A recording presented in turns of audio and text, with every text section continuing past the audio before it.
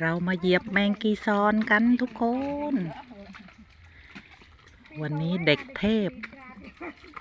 มาเหยียบแมงกีซอน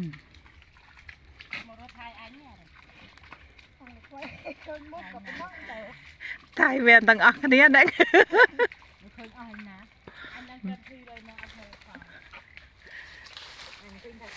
ดูสิว่าจะได้ไหมทุกคน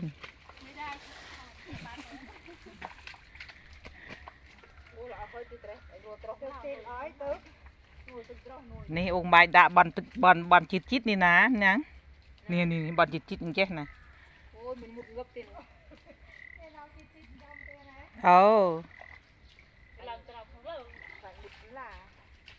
องค์มาเธอมือมันจืดนี่นอตแรกเองจืดนี่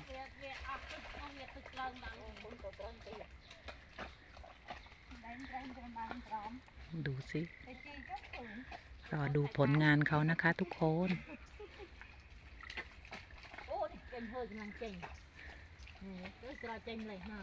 เวียนเอาเจ้าโนเวียนอ้อยเล็ดจะนับหน่อยด่าตึกเจริญ